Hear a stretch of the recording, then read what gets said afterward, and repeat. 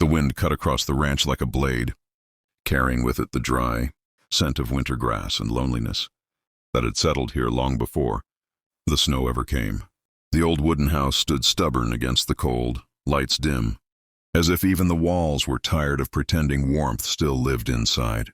Inside that house sat Eli Turner, a widowed rancher whose hands were still strong but whose heart had grown brittle since the day he buried his wife beneath a crooked oak tree 3 winters ago. Christmas Eve had come again, uninvited, bringing memories he did his best to avoid. The table was set for one, as it always was now. No laughter, no humming from the kitchen, no gentle scolding about muddy boots by the door, just the ticking of an old clock and the ache of silence. He was pouring himself another cup of black coffee when he heard the knock. Not loud, not demanding, almost apologetic. Eli froze. No one came out this far, especially not on Christmas Eve. He opened the door slowly, rifle resting unseen behind it, and there she stood, thin coat, worn boots, snow clinging to her dark hair like ash. Her eyes were wide, not with fear, but with exhaustion. She looked younger than she probably was, life having already taken more from her than it ever gave back. She swallowed hard before speaking, her voice barely rising above the wind. "I ain't got nowhere to go, sir, but I can cook." The words hit him harder than he expected. Not begging, not demanding, just an offering. Eli stared at her, unsure whether to shut the door or invite trouble into the only thing he had left, his solitude. But then he noticed her hands, red and cracked from cold, trembling not from fear but from hunger. Against his better judgment, he stepped aside. The warmth of the house rushed toward her like a forgotten kindness. She hesitated before stepping in, as if afraid the floor might reject her. He handed her an old blanket without a word. She clutched it like something sacred. Her name was Clara. She didn't offer a sob story, didn't explain how she ended up there. She just asked where the kitchen was. As she moved, something shifted in the house. Pots clinked. A stove burner ignited. The smell of onions and butter slowly replaced the stale scent of loneliness. Eli sat at the table watching from a distance, unsure why this stranger's quiet presence felt louder than his grief ever had.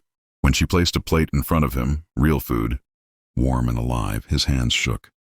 He hadn't realized how long it had been since someone cooked for him. As snow began to fall heavier outside, the ranch that had felt like a tomb only hours earlier breathed again, and somewhere deep inside, a man who thought his life had already ended felt the faint, dangerous flicker of hope. If this story is touching something in you already, don't forget to subscribe, because some stories don't just entertain, they heal. Morning arrived quietly, wrapped in white. Sunlight spilled across the ranch, reflecting off fresh snow, turning the world into something clean and forgiving. Eli woke in his chair by the fireplace, confused for a moment until he smelled coffee. Real coffee, strong and familiar. Clara stood by the stove, hair tied back, humming softly an old Christmas tune that stirred a memory he hadn't visited in years.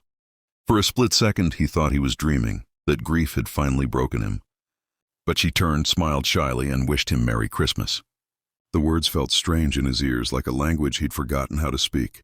They ate together, not saying much, but the silence was different now. It wasn't empty. It was gentle. After breakfast, Eli offered her work, not charity, but dignity. Help around the ranch, cooking, a place to stay through winter.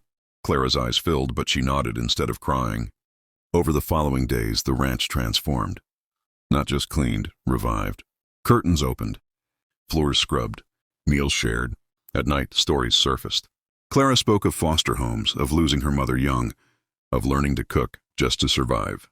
Eli spoke of love lost, of promises made at gravesides, of how loneliness can be louder than pain. Christmas passed, but something far greater stayed. Trust. One evening, Eli handed Clara a small box. Inside was his wife's old apron, carefully folded. "She would have liked you," he said simply.